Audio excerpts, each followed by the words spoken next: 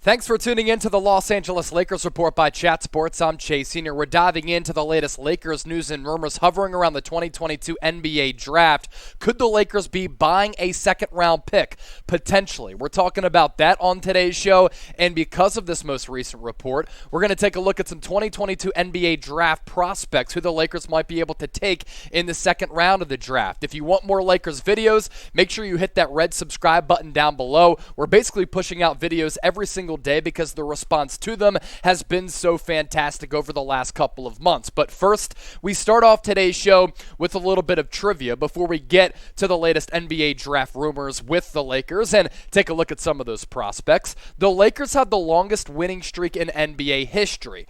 How many games was it? I want to field all of your answers and all of your guesses in the comment section right now. The first 10 right answers will give you a shout out on tomorrow's show right here on the Lakers Report.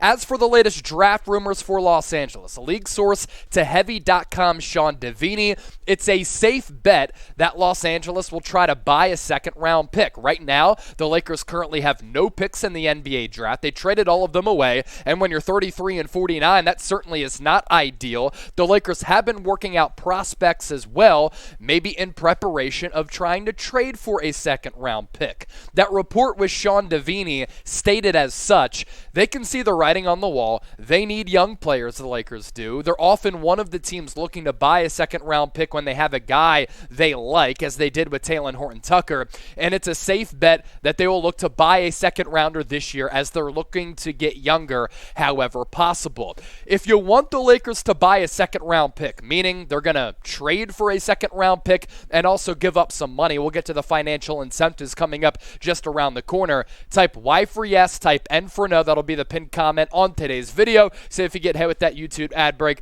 use it to your advantage. Scroll on down and get your votes in. By the time you do that, we're back chopping it up. For Los Angeles moving forward, right now and in the future, you need to start developing some young players. And obviously, when you have LeBron James on your team, your timeline changes a little bit. And throughout his career, LeBron has sacrificed draft picks and young players to bring in veterans. I'd like to see this Lakers organization move in a direction where they're doing a little bit of both, where they're riding the seesaw between trying to develop and identify young players while also trying to compete right now, because they need young legs on this roster, especially with an aging LeBron James, an injury-prone Anthony Davis, and who knows what happens with Russell Westbrook, but he too getting a little bit older as well. Right now, the Lakers under contract have players below the age of 25 of Talen Horton-Tucker, Austin Reeves, Mac McClung, as well as Mason Jones. I want to see LA continue to stockpile some young talent on this basketball team, because you look at those players down below, they are not needle movers. THT has failed to reach the expectations of signing that contract, giving him about $10 million per year. Keep in mind, McClung and Jones are on two-way deals, so there's no certainty they're going to be on this team for the long haul. Austin Reeves did some good things this past year as a rookie. Needs to be a little bit more consistent, work on his body. Mac McClung has been a YouTube sensation, but can he be an NBA player and turn into an Alex Caruso? That would be great, and the jury is still out on Mason Jones as well. If the Lakers were to try to buy a second-round pick, here's how the dollar figures would shake out. The Lakers can offer up to $4.4 million for a pick before the draft. After the draft, though, more money on the table at their disposal. An extra $6.3 million in cash on July 1, nearly $11 million if they want 2+ picks. Now, you're watching right now and you're like, wait, how does that happen? They would have to have a deal in place probably before the NBA draft or the night of the NBA draft and have a team take the players who they want to pick, and then they get that extra money after the draft, which takes place on June 23rd. Teams with multiple second-rounders who LA could get on the phone with. Indiana Pacers, 31-58. I'd love 31-58, by the way. Magic at 32-35. Ideally, you can get an early second-round pick where more talent is on the board. Blazers at 36-57. The Kings at 37-49.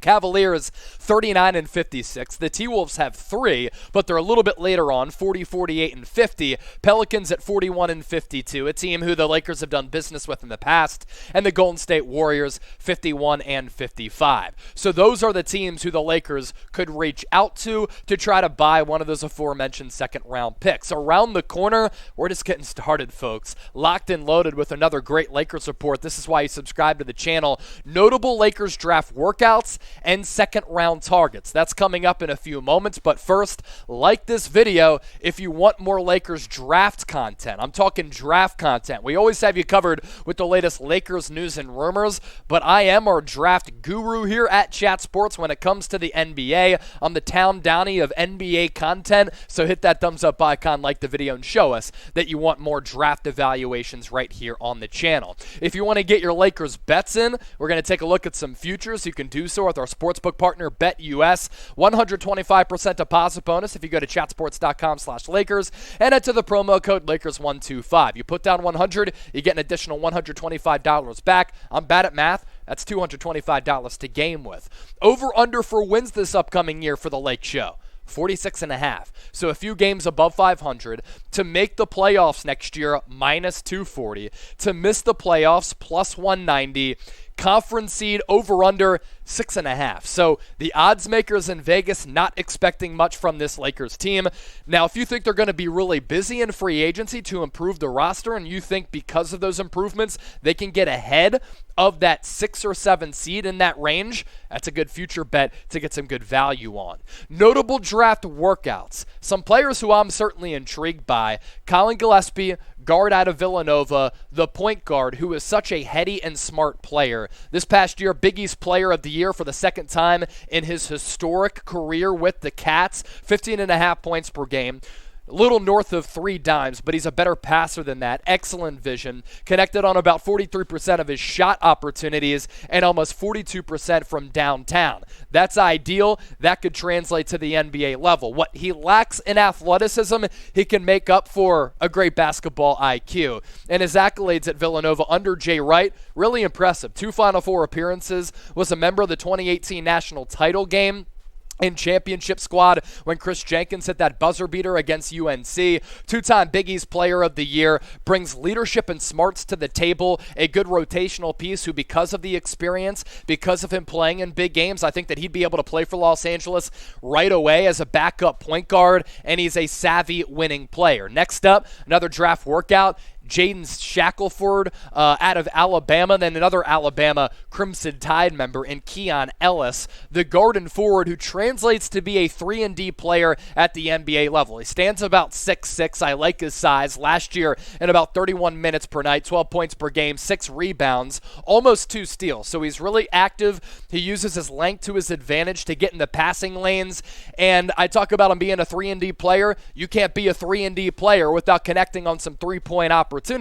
Last year, 37%. You get up to 38, 39, 40. That's when you enter elite categories at the NBA level. A bouncy big who certainly is a fun player to watch, who I think down the road, once he develops, can be a rotational big as a backup, is David McCormick. Would you rather have him or a player like Dwight Howard? Might honestly go with David McCormick to try to develop some young talent, member of that national title game and championship squad for Kansas, and he's a bouncy big who can operate a little two-man game, throw down some alley-oops. He certainly made his physical presence known in the Final Four against Villanova, then in the national title game against UNC. Go back and watch it. He impressed me. Travion Williams, the forward and center out of Purdue, another notable draft workout for a team that also made a deep run in the NCAA championship, in addition to Kansas and Villanova on your screen, and Alabama, certainly an upstart team in college basketball. Coming up, other draft prospects to watch. We're not done with the notable draft workouts. We actually have some players to watch for LA to target in that second round. This is the best coverage, man. This is why you subscribe to the channel. We're cooking up heaters for you on a daily basis, and we're a little more than 200 people away from 45,000 subs, trying to get there by the end of the week. You want to stay in the know and informed with an entertaining movement on the Lakers report? Make sure you subscribe to the channel. Other prospects to watch, Kofi Cockburn out of Illinois. He's one of my biggest draft sleepers in this draft class. He put up monster numbers the last 2 years with the Fighting Illini under Brad Underwood.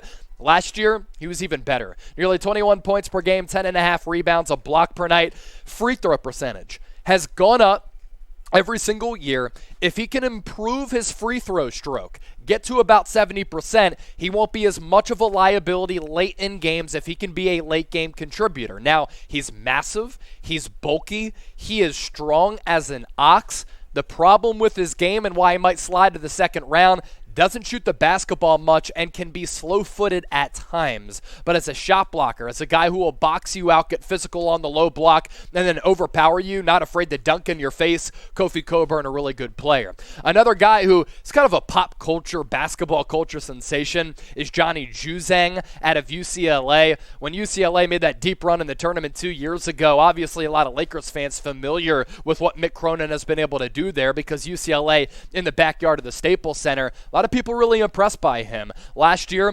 15.5 points per game, 43% shooter from the floor, 36% from deep. He's a little slow, but I do like the skill set to his game. You can tell that he was really coached up well throughout his amateur days. Kai Sotto, lastly, right now playing for the Adelaide 36ers in the NBL in Australia. G'day. A Filipino who certainly needs to work on his game. He's extremely raw, but the potential is certainly there. He's really slow and needs to improve his athleticism and his explosiveness just a bit. But at 7'2", 240 at only 20 years old, he's done some impressive things for the Adelaide 36ers. Good rim protection, has some inside touch around the rim, doesn't really shoot the basketball. He's not that agile as I talked about, needs to improve his footwork, but he too a polarizing prospect. Shout out to everybody watching from the Philippines, type P if you are. So your favorite prospect among this crew is who among the guys who we broke down? Let me know down below in the comment section. CG for Gillespie, KE for Keon Ellis, KC for Kofi Cockburn, JJ for Johnny Juzang, KS for Kai Sotto. Fielding all of your responses down below, and while you're there, smash that sub button.